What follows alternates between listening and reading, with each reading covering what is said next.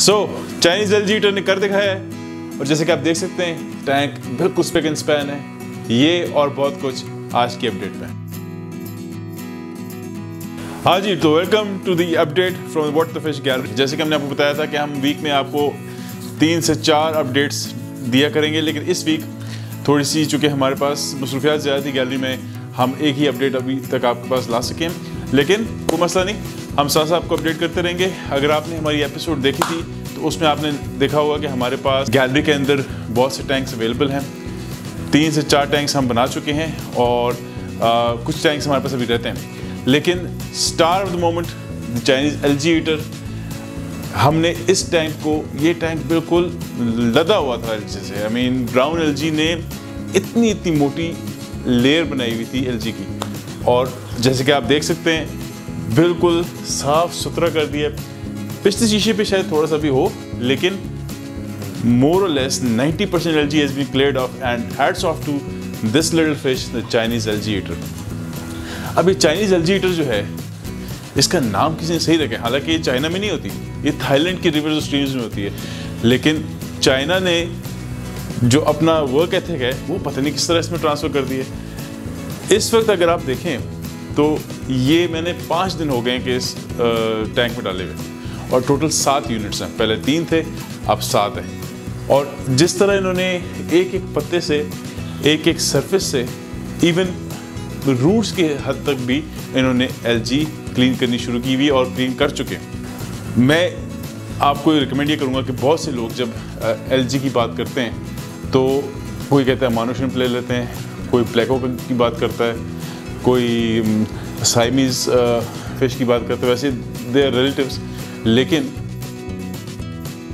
Even Siamese जो है वो किसी हद तक are limited into their algae eating capabilities. So point मेरा ये कि if you have an aquarium जिसके अंदर आप प्लांट्स लगाना चाह रहे हैं और लाइटिंग पूरी रखना चाह रहे हैं, याद रखिए एलजी जो है वहाँ आती है जहाँ लाइटिंग बहुत ज़्यादा होती है या CO2 लेवल्स आपके ज़्यादा होते हैं। तो अगर प्लांटेड टैंक है तो आपने CO2 लेवल भी डालना है, आपने लाइट भी करना, सारी बात है, you want to look good, so you have to have a Chinese LG heater in it. Amano shrimps very good LG heater but they die off easily. So एक तो ये हो गया।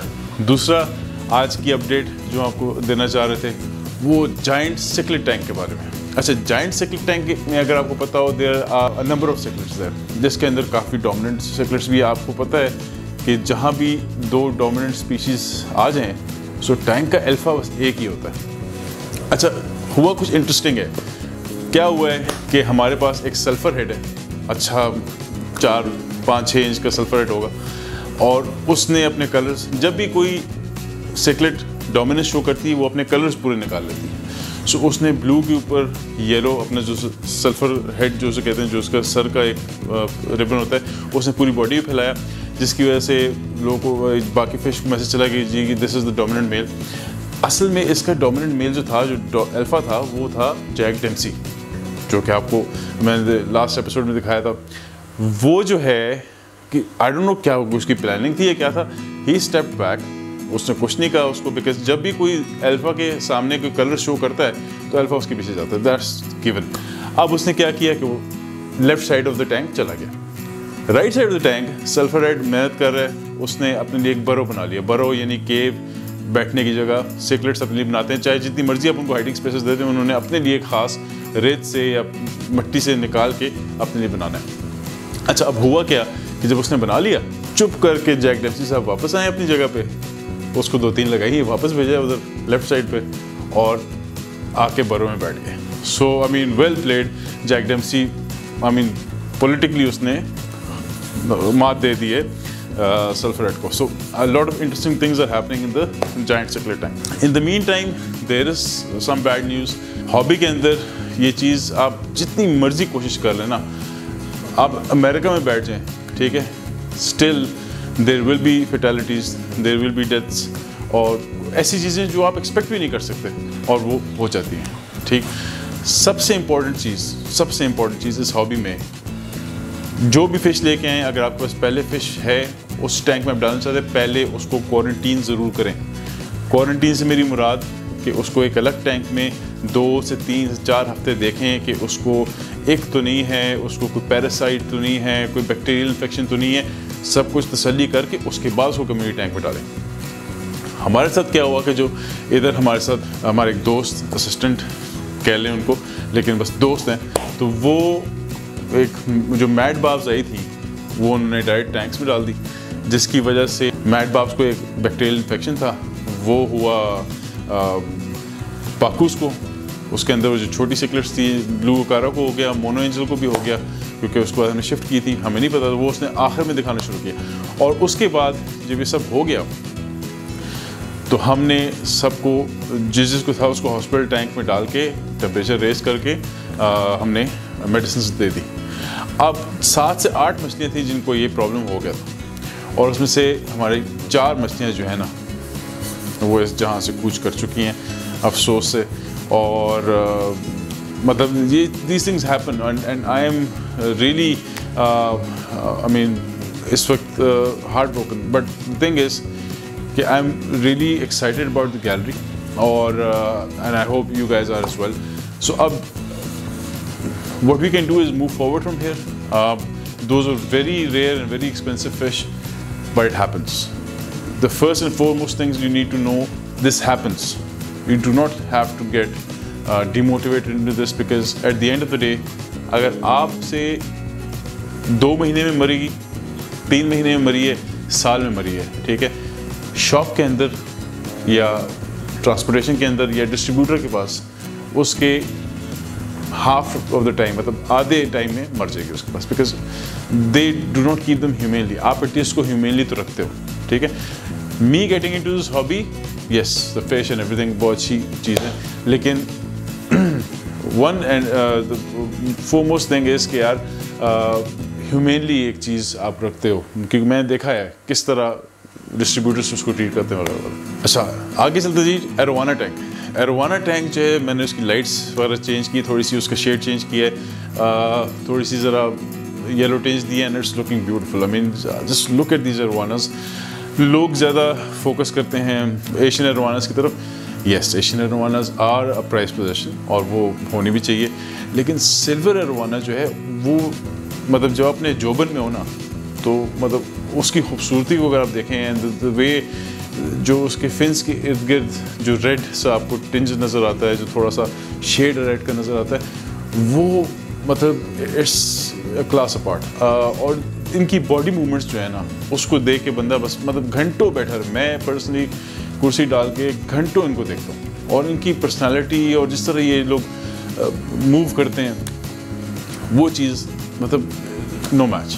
उसके अलावा हमारे जो टैंक के अंदर ग्रीनरी मॉस हमने लगाई हुई है, it's getting greener, it's spreading, और हम बहुत जल्द अपने सारे टैंक्स के लिए एक CO2 system DIY in house बनाएंगे और वो आपके साथ शेयर भी करेंगे।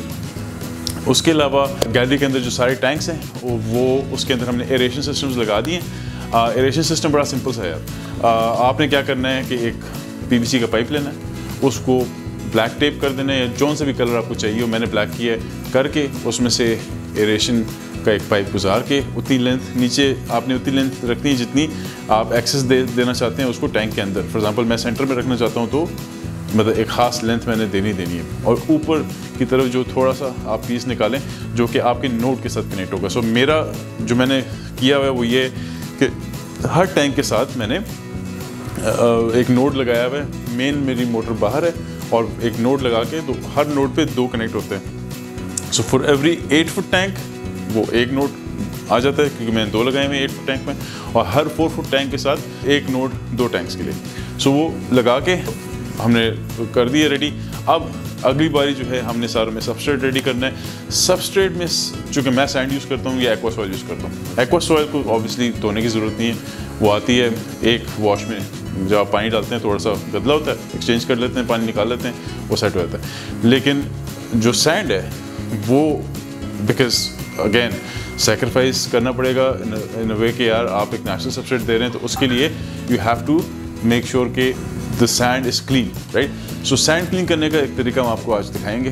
It's a very effective way of doing it, because sand को अगर आप 8 फुट के टैंक के अंदर डाल के उसको साफ़ करने की कोशिश करेंगे। So it's a very tedious process. 4 foot के, 2 फुट के, 3 फुट के टैंक में बंदा फिर भी कर सकता है, लेकिन 8 फुट के टैंक में वो बहुत मुश्किल होता है। So you have to do it in batches. अच्छा, सो इसमें अगर आप देखें तो कोई भी एक थर्मोकोल का बॉक्स ले लें, उसके साथ आपके पास एक कंटेनर होना चाहिए जिससे आप सैंड अंदर डालेंगे, और एक पावर हेड, अच्छा पावरफुल पावर हेड आपके पास होना चाहिए जो आप एक एंड पे लगा दें। उसके बाद आप दूसरे एंड पे सैंड डालें।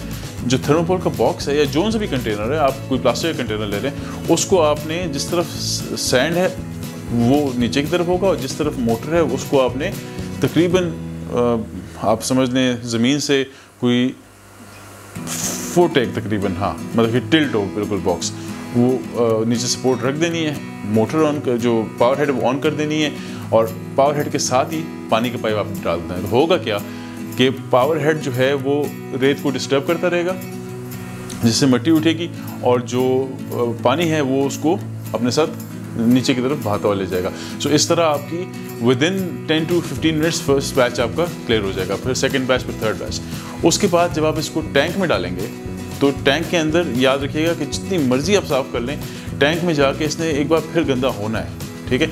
सो उस केस में आपने सारी सैंड को टूवर्ड्स द राइट, अगर फॉर एग्जांपल आपका इन वाला पाइप जो है वो राइट से आ रहा है, तो आपने सारा सैंड राइट की तरफ ले जानी है, और उसके ऊपर से पानी आएगा तो वो लेफ़्ट की तरफ जाता जाएगा, और लेफ़्ट से एग्जिट पाइप से वो निकल जाएगा। So another may be 10-15 minutes आपका ये सैंड क्लीन हो जाएगी। सो हमने गुरामी वाली टैंक में वाइट सैंड डाल दी है, और प्रीटी सून अगली अपडेट में हम आपको दिखाएंगे, हो सकता है अगले एपिसोड में भी आपको दिखाएं। उसके अलावा आज मैं आपको थोड़ा सा फ्लावर हॉर्न दिखाना चाह रहा था। फ्लावर हॉर्न आज जो है थोड़ा सा मुझे डिस्टर्ब लगा, तो मैंने उसको चेक किया कि उसमें कोई इशू तो नहीं है, लेकिन apparently it was the food. मैंने उसको थोड़ी सी वेजिटेबल डाइट की थी, बिकॉज मेरे एक फ़िश जो थी मेरी डाइजेस्टिव प्रॉब्लम्स की वजह से बीमार हुई थी, तो मैंने सारों को थोड़ा थोड़ा वेजिटेबल डाइट शुरू करा दी, because again it has to have fibre, ठीक है। फाइबर जो है वो वेजिटेबल्स से आता है। वो चूँकि हम पेलेट्स देते हैं, पेलेट्स के अंदर there is limited fibre, because these guys in the wild they eat other fish. उन फिश के पेट में, चूँकि वो दाना वगैरह खाती होंगी, छोटी फिश तो ज़्यादा कार्निवोरस नहीं होती, तो उनके पेट में फाइबर होता है जो कि ये लोग कंज्यूम करते हैं जब उनके वो पूरी फिश खाते हैं। इस केस में ऐसा कुछ नहीं है। So you feed them pellets, और इवेंचुअली उनको भी डाइजेस्टिव डिसऑर्डर्स होना शुरू होते हैं, और one fine day you come in and they're dead. तो ये हो गया flower horn. Flower horn is getting prettier day by day. I am calling flower horn but his actual name is Nawaz.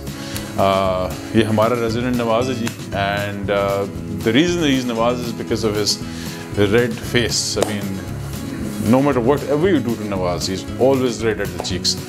So एक तो this was an update that I wanted to give you. उसके अलावा the Pakus and the blue Akara, blue Akara has died, but the Pakus are doing well. If I can just show you, we have put in the medicine.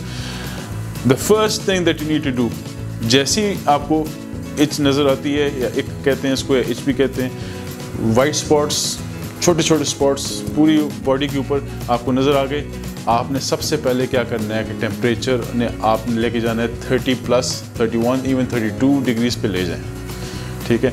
और फ़ौरन से पहले आपके पास medicines हैं, ठीक है। API की है मेलेफिक्स कहते हैं उसको, पिक्चर आपको नज़र आ गई।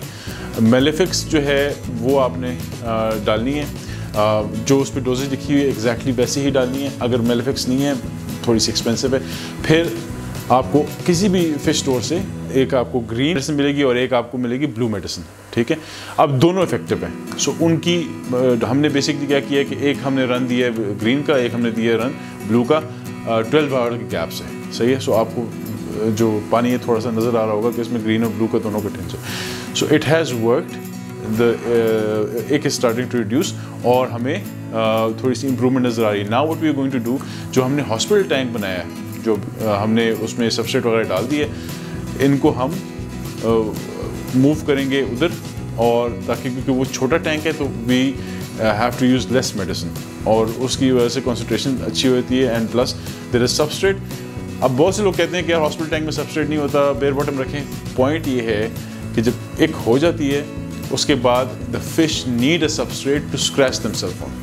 जब वो स्क्रैच नहीं करेंगे अपने आप को, तो जो डेड इक है जो आपने टेम्परेचर से मार दी वो उतरेगी नहीं, उनका स्लाइम कोट वापस नहीं आएगा। जब स्लाइम कोट वापस नहीं आएगा तो उसका उनका टिश्यू ऐसे ही रहेगा and bacteria will keep attacking it. So the slime coat is there to protect it from the elements. जिस तरह मैंने ये जैकेट पहनी हुई है, इसी तरह फिश की पानी के अंदर जो जैकेट है that is the slime coat. अगर आप किसी फिश को हल्का सा हाथ लगाएं ना तो उस पर एक निशान पड़ जाएगा, वो उसका स्लाइम कोट आपने उतार लिया, ठीक है। सो पानी के अंदर they need a slime coat. So I guess that was it for today. Thank you so much. Please like and hit the subscribe button and share with your friends. We are going to be making very good looking tanks, और हर fish के बारे में आपको बताएंगे। Next episode will be uploaded Sunday की रात को। Please do watch it and give us feedback, because without your feedback we can not improve, and we would love to get your feedback on the subject matter, anything with the gallery, or again at the end of the day it's your show, it's your gallery, you need to tell us what we're doing wrong.